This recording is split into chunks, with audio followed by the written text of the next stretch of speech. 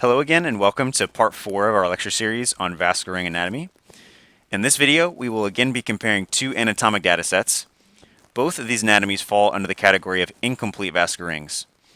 As shown here, we have the left arch with an aberrant right subclavian artery and the anomalous left pulmonary artery, which is also known as a vascular sling or the LPA sling. These anatomies demonstrate another example of how variably symptomatic vascular rings can be. First, let's review the left arch with an aberrant right subclavian artery. This variant arises when the right subclavian takes off from the descending aorta and travels posterior to the esophagus to reach the right arm. Again, we have maintained the same color scheme as in previous videos. As you can see in our model, there is an abnormal regression of the right fourth arch, which leaves the right subclavian attached directly to the descending aorta. In the uncommon scenario when there is a persistent right ductus, a complete vascular ring is formed, similar to a right arch with an aberrant left subclavian artery and a left PDA.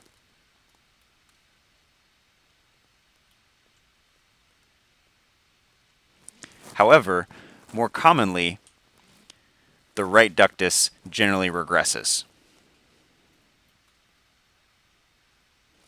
Looking from a superior view, this does not form a complete vascular ring.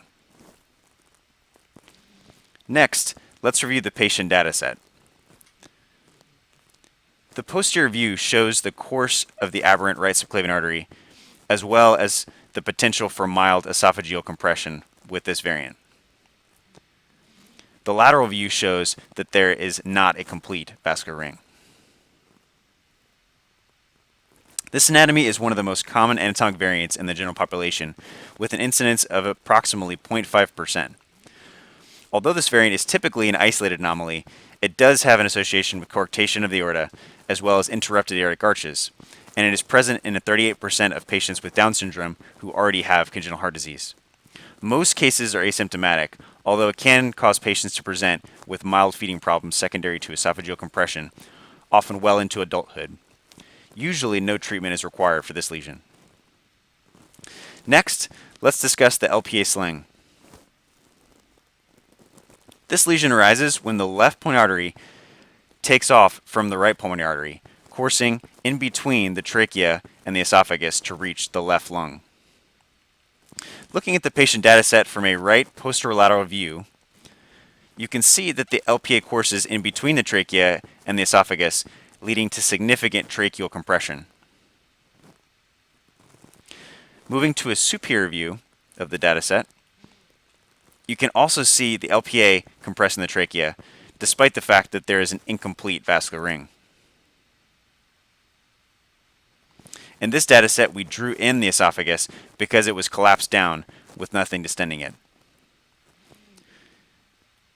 In this lesion, there is more significant compression of the trachea as compared to the esophagus, which explains the typical clinical presentation of this lesion, with patients more often having respiratory symptoms as compared to dysphagia or feeding difficulties.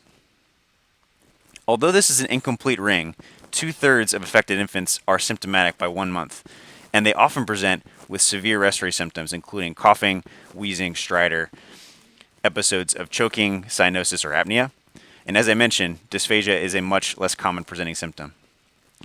Importantly, this lesion is associated with tracheobronchial anomalies, especially complete tracheal rings, which lead to tracheomalacia or tracheal stenosis. Complete cartilaginous tracheal rings are present in up to 50% of cases. It is also associated with GI or GU abnormalities, such as imperforate anus, Hirschsprung's, or biliary atresia.